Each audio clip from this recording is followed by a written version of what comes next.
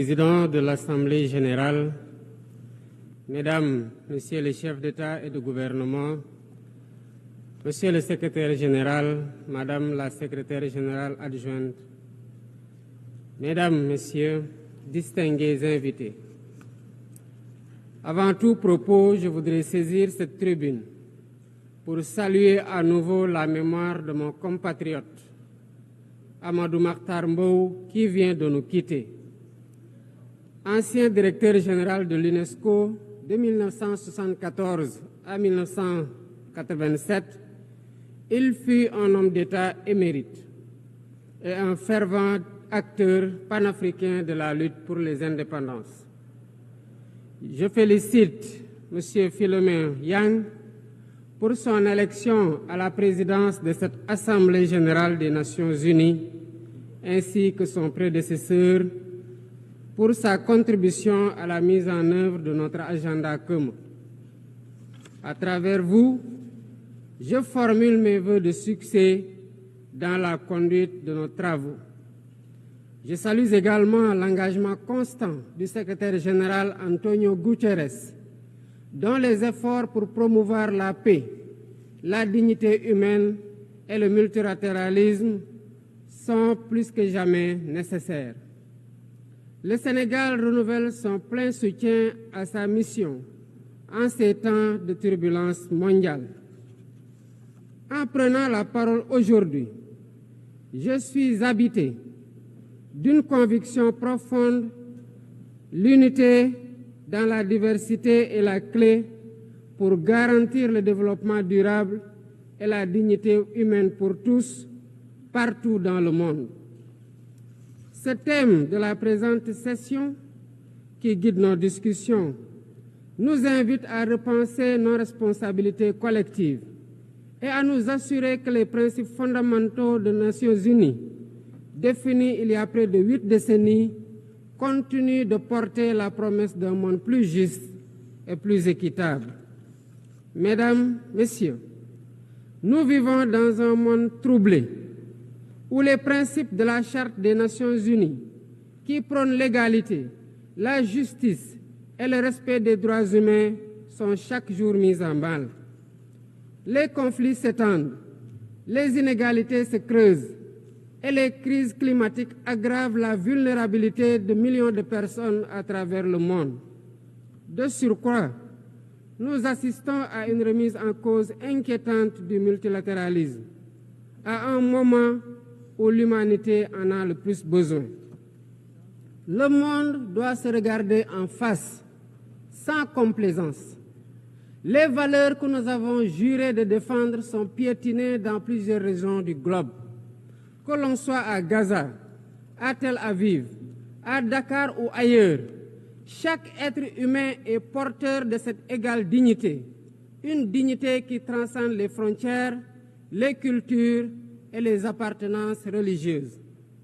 C'est notre devoir à tous de veiller à ce que cette dignité soit protégée et respectée pour chaque être humain, sans exception. Ce devoir est l'essence même des Nations unies.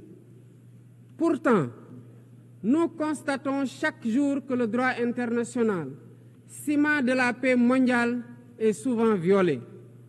Des résolutions adoptées par cette Assemblée sont ignorées.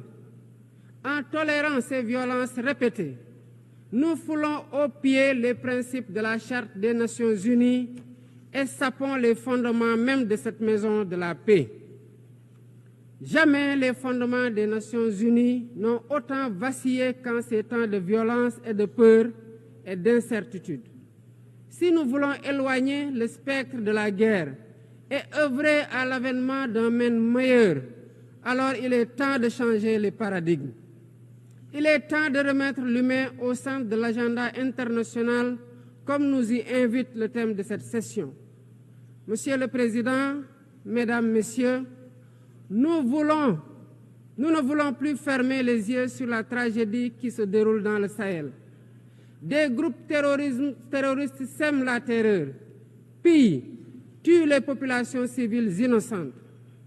Cette région, autrefois stable, est désormais en proie à une violence quotidienne tandis que les Nations Unies, particulièrement le Conseil de sécurité, restent trop souvent inertes. De même, nous ne pouvons pas accepter que le Sahel devienne le théâtre de rivalités de puissances étrangères dont les affrontements ne font qu'aggraver la déstabilisation de la région. Je dois rappeler ici que la paix et la sécurité de l'Afrique sont indissociables de la paix mondiale. Il est impératif que le Conseil de sécurité remplisse pleinement son rôle de garant de la stabilité internationale. J'exprime à nouveau la préoccupation du Sénégal face à la situation tragique qui perdure en Palestine. Des générations entières y ont grandi sous l'ombre de l'oppression, privées de leur droit fondamental à un État viable. Le Sénégal, en tant que président du Comité pour l'exercice des droits inaliénables du peuple palestinien, appelle à un cessez-le-feu immédiat et durable. Nous réitérons notre soutien à la solution des deux États, avec Jérusalem-Est comme capitale de la Palestine, conformément aux résolutions pertinentes des Nations Unies. Cette guerre qui n'épargne ni femmes, ni enfants, ni infrastructures vitales est une plaie ouverte sur la conscience internationale. Il est impératif que le droit international humanitaire soit rétabli dans toutes les zones de conflit et que les Nations Unies jouent pleinement leur rôle de médiateur et de garant de la paix. Mesdames et messieurs, la paix n'est pas seulement l'absence de guerre. La paix, c'est aussi la possibilité pour chaque être humain de vivre dans la dignité, de se nourrir, de se loger, de s'éduquer et de recevoir des soins. Or, aujourd'hui, plus de 750 millions de personnes ne mangent pas à leur faim et des millions basculent chaque jour dans l'extrême pauvreté.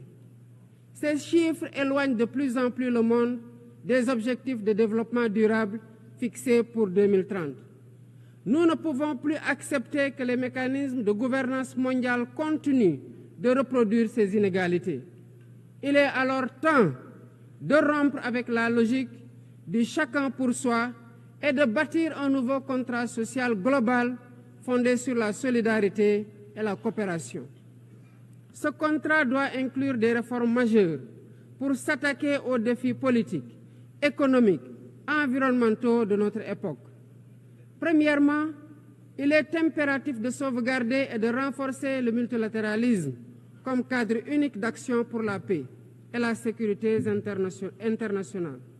Cela passe par une réforme urgente des institutions mondiales, notamment le Conseil de sécurité, le FMI, la Banque mondiale, afin qu'elles soient plus inclusives et qu'elles reflètent les réalités géopolitiques et économiques actuelles. Le continent africain, en particulier, doit avoir une place plus importante dans ces instances de décision. Deuxièmement, il est temps de corriger les injustices économiques qui freinent le développement de nombreux pays du Sud. Le commerce illégal, l'évasion fiscale, les flux financiers illicites et les congés fiscaux abusifs ruinent les pays en développement, notamment en Afrique. Ces injustices doivent être corrigées pour permettre à tous les pays de participer pleinement au commerce mondial et de bénéficier de la croissance économique. Troisièmement, il est essentiel de garantir avec détermination et d'agir avec détermination contre le réchauffement climatique en respectant le principe de responsabilité commune mais différenciée. Les pays industrialisés responsables historiques des émissions massives de gaz à effet de serre doivent intensifier leurs efforts pour financer une transition énergétique juste et équitable qui ne pénalise pas les pays en développement. Nous devons impérativement protéger notre planète sans sacrifier les droits des nations les plus vulnérables à poursuivre leur développement. Quatrièmement, il est nécessaire de rompre avec toute tentative d'imposer des normes civilisationnelles unilatérales. Depuis son indépendance, le Sénégal a toujours défendu l'égale dignité des cultures et des civilisations. Et cette diversité doit continuer à être la base de la coexistence pacifique entre les peuples. Aucune nation ne devrait imposer aux autres ses pratiques ou ses valeurs comme normes universelles. Le respect des différences est le fondement de la stabilité et de la paix dans le monde. Mesdames et messieurs, le Sénégal est fermement engagé dans cette voie. Nous avons choisi de bâtir un État résolument tourné vers le développement durable avec des initiatives ambitieuses dans des domaines tels que les énergies propres, la souveraineté alimentaire et la gouvernance transparente. Mais nous savons que pour réussir, nous avons besoin de l'action collective et de la solidarité internationale. Aucun pays, aussi puissant soit-il, ne peut relever seuls les défis qui menacent l'humanité. Il nous faut donc agir ensemble, unis dans la diversité, pour construire un avenir où la dignité humaine est respectée, où la justice prévaut et où la prospérité est partagée.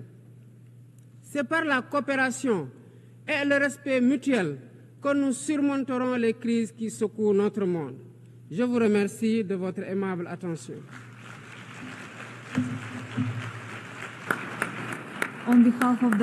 Au nom de l'Assemblée, je remercie le président de la République du Sénégal.